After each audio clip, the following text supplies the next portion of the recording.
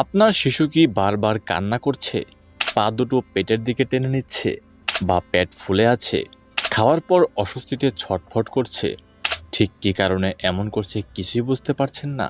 বেশিরভাগ সময় শিশুরা এমন করে থাকে পেটে গ্যাস হওয়ার কারণে।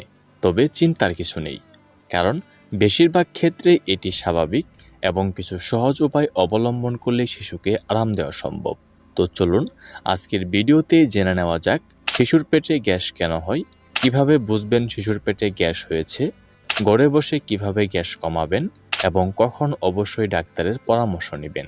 তাই ভিডিওটি শেষ পর্যন্ত দেখতে থাকুন, আশা করি উপকৃত হবেন। শিশুর পেটে গ্যাস কেন হয়?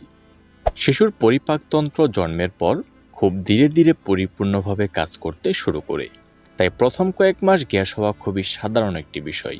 এই সময় শিশুর গ্যাস হওয়ার আরও বেশ কিছু কারণ রয়েছে, যেমন দুধ খাওয়ার সময় বেশি বাতাস পেটে চলে যাওয়া, খুব দ্রুত বা খুব ধীরে ধীরে দুধ খাওয়া, ফিডারে দুধ খাওয়ালে নিপলের ছিদ্র ঠিক না হওয়া, খাওয়ানোর পর ডেকুর না তোলা, অতিরিক্ত কান্না করা এবং 6 মাসের বেশি বয়সী শিশুর নতুন খাবার শুরু করা। শিশুর গ্যাস হয়েছে কিনা কিভাবে বুঝবেন? যদি খেয়াল করেন সবসময় শিশুর পেট বড়া দেখাচ্ছে, অর্থাৎ পেট ফুলে আছে, বারবার পা পেটের দিকে টেনে নিচ্ছে, অস্থির হয়ে কান্না করছে, দুধ একদমই খেতে চাচ্ছে না এবং ডেকুর বা বায়ু বের হওয়ার পর শান্ত হয়ে যাচ্ছে, তাহলে বুঝতে হবে শিশুর গ্যাস হয়েছে। মনে রাখবেন, শুধু কান্না মানে গ্যাস নয়, ক্ষুধা, ঘুম বা অন্য অসুস্থতার কারণেও শিশু কাঁদতে পারে।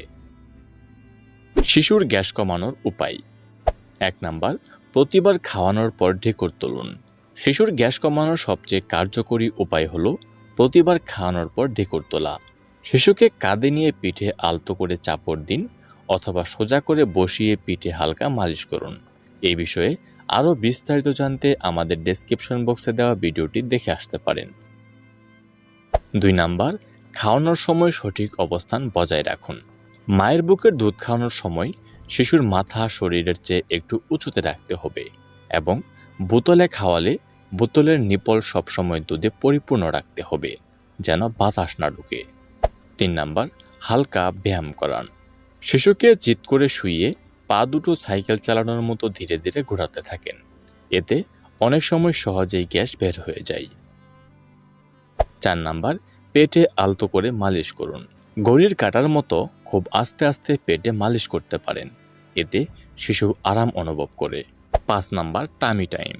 যদি শিশুর বয়স উপযুক্ত হয় এবং সে জেগে থাকে, তাহলে কিছু সময়ের জন্য পেটের ওপর শুইয়ে রাখুন। অবশ্যই বড়দের নজরদারিতে করবেন। কখন ডাক্তার দেখাবেন? যদি খেয়াল করেন শিশু বারবার বমি করছে, শিশুর সারাক্ষণ জ্বর থাকছে, পেট খুব বেশি ফুলে আছে, রক্ত মিশ্রিত পায়খানা হচ্ছে, শিশু একেবারেই দুধ খাচ্ছে না, শিশু খুব দুর্বল বা অস্বাভাবিক নিস্তেজ হয়ে পড়ছে এবং দীর্ঘ সময় ধরে অস্বাভাবিক কান্না করছে, তাহলে দেরি না করে দ্রুত চিকিৎসকের পরামর্শ নিতে হবে। সর্বশেষ প্রত্যেকটা মায়েদের আমরা বলতে চাই, ছোট শিশুদের গ্যাস হওয়া খুবই সাধারণ একটি সমস্যা এবং বেশিরভাগ ক্ষেত্রে এটি গুরুতর নয়। সঠিকভাবে দুধ খাওয়ানো, ঢেকুর তোলা এবং কয়েকটি সহজ যত্ন নিলেই শিশুকে গ্যাসের সমস্যা থেকে মুক্তি দেওয়া সম্ভব। তবে কোনো অস্বাভাবিক লক্ষণ দেখা দিলে অবশ্যই শিশু বিশেষজ্ঞের পরামর্শ নিতে হবে।